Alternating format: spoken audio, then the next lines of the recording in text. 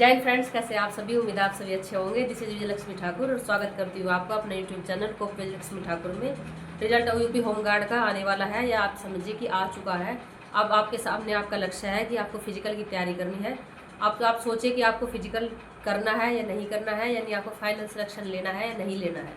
वो आपकी मेहनत पर निर्भर करेगा। तो चलिए जानकारी देते हैं आपको। आज की हम बात कर रहे हैं होमगार्ड के बारे में। और जैसे आपको पता है कि आपका एग्ज़ाम हो चुका है, रिजल्ट आपका आने वाला है। तो अभी बिगेस्ट जो न्यूज़ आई है, आपका जो रिजल्ट है वो जून में आएगा और आपका DBPSC जुलाई में होगा और आपका जो अदरवाइज आपकी अलग जो होगा चयन के अनुसार वो होगा अगस्त में, यानी आपकी रनिंग अगस्त में होगी। जो शेड्यूल वाइज सब चीज़ें चलती रहेंगी। तो चलिए बताइए कैसे चल रही है आपकी अभी अपकमिंग वैकेंसी की तैयारी, यानी आप इसके साथ में कुछ और भी तैयार कर रहे होंगे, क्योंकि सारा दिन आप फिजिकल की तैयारी भी नहीं कर सकते और सारा दिन आप अपना एग्ज़ाम की तैयारी भी नहीं कर सकते, क्योंकि स्टूडेंट के पास ना समय है ना टाइम है, ना ही उसके पास बचत है करने के लिए, क्योंकि उसको इधर भी अपना टाइम देना है और उसको इधर भी अपना टाइम देना है।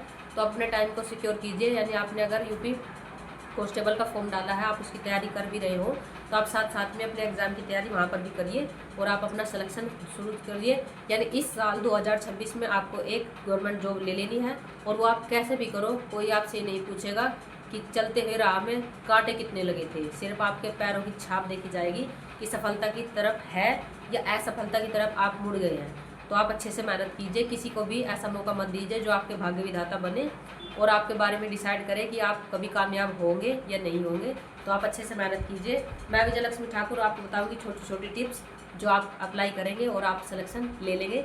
जैसे हमने भी तैयारी की थी, और छोटी या बड़ी जो भी जानकारी है, कम से कम आपसे तो थोड़ी ज़्यादा ही है, क्योंकि हमने ये सब चीज़ें झेल ली है। अब आप भी ऐसा ना करें, यानी कोई गलती आप मत कीजिए। उसके लिए मैं आपको हमेशा सही सजेशन देती हूँ और आपको सही जानकारी देती हूँ।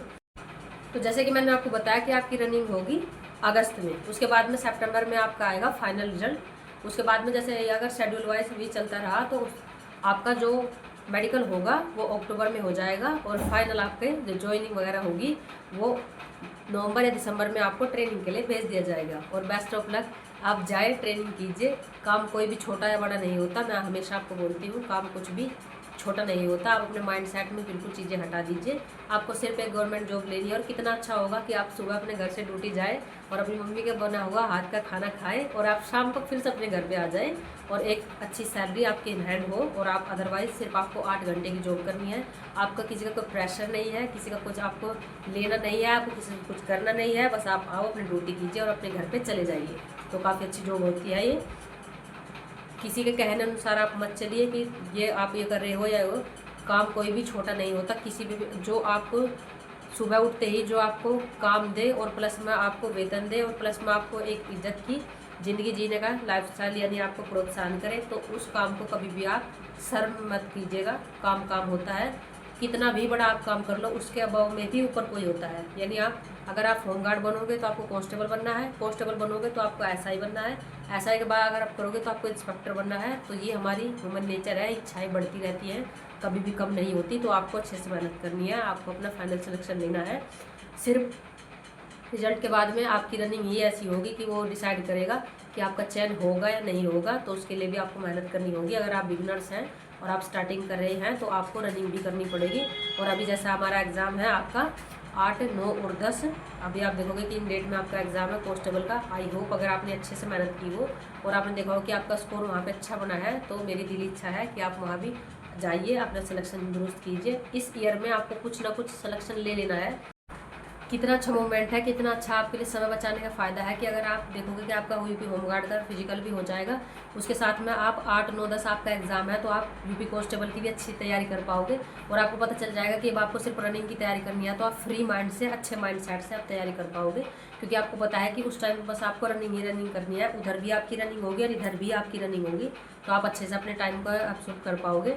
तो आई होप आपको जानकारी अच्छी लगी होगी। और आपको अगर इसी मोर इन्फॉर्मेशन में अगर आपको जानकारी चाहिए तो आपको चैनल सब्सक्राइब करना होगा और अपने फ्रेंड में भी शेयर करना होगा। तो सब्सक्राइब दिस चैनल को विजयलक्ष्मी ठाकुर।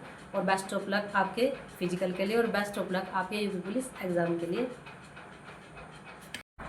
तो आप सभी अपना अभी फिजिकल पे ध्यान दीजिए, यानी आपको अदरवाइज फिजिकल भी करना है और आपका एग्ज़ाम हो ही जाएगा। उसके बाद में आप अच्छे से अपना रनिंग की प्रैक्टिस कीजिए और ये आपका चयन निर्भर करेगा कि आप फिजिकल कर पाओगे नहीं कर पाओगे, क्योंकि आपने देखा था यूपी पुलिस में जिनका अच्छा स्कोर था वे भी फिजिकल में रह गए थे, क्योंकि काउंटिंग करने में और काफ़ी लंबी रनिंग होती है। आपको बताया 48 किलोमीटर है, यानी उसमें इतना भी कम नहीं होता है।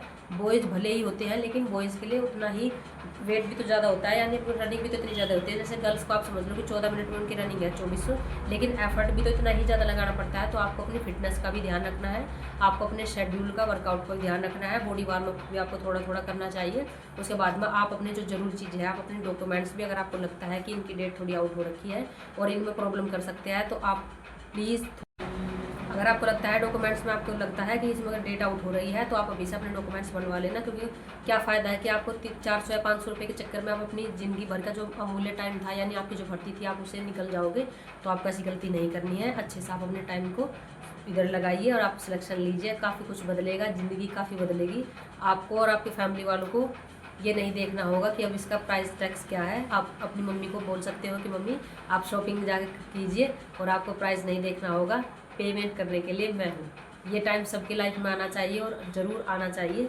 आएगा तब आप मेहनत करोगे, क्योंकि माँ बाप ने हमें पाल कर इतना बड़ा कर दिया है कि उनकी क्षमता है कि हमारे लिए आगे भी कुछ कर देंगे, लेकिन आपको उनके लिए भी कुछ करना है। ज़रूरी नहीं कि बार बार हमारे पेरेंट्स ही हमारे लिए कुछ करें, हमारी भी जिम्मेदारी बनती है कि हम उनके भी सपने पूरे करें। तो बेस्ट ऑफ लक आपके एग्ज़ाम के लिए और बेस्ट